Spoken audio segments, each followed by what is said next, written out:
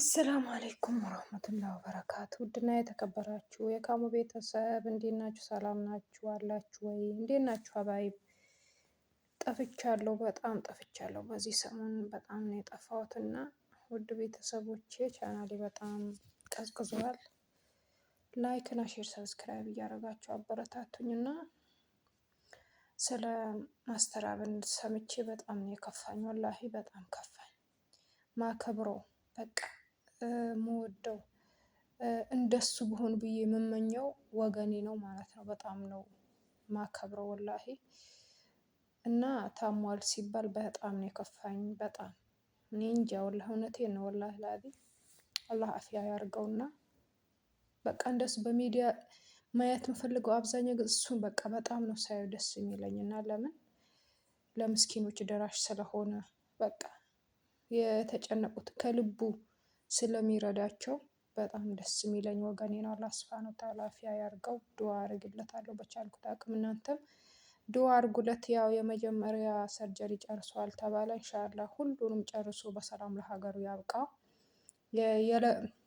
የጀመረውን ስራ ደግሞ የሚያጠናቅቅ ጀግና አላህ ያርገው ማለት ነው።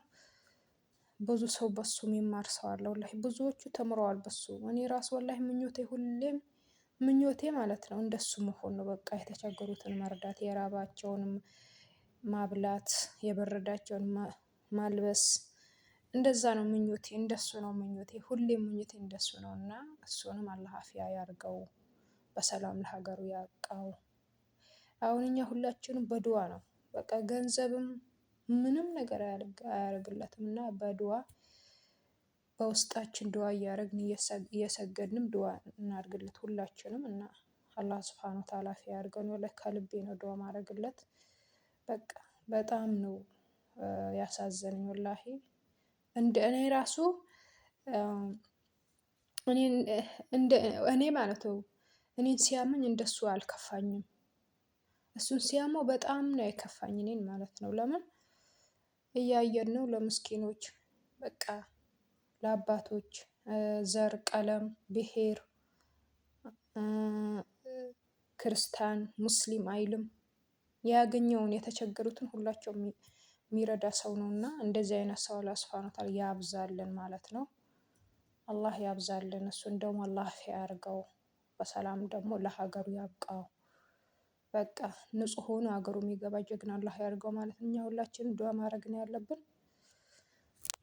ዱዓ እናርግለት እና በቃ ያልሆነ የሆነ በቃ ለሚዲያ ለላይክ ለሼር ለምን ብለው የማይሆን የሚጽፉት ደግሞ አላህ ልቦና ይስጣቸው ማለት ነው። ያልሞተውን ሞተዋል፣ የሞተውን አለህ ብለው በቃ ሰውንም እንትን ይላሉ።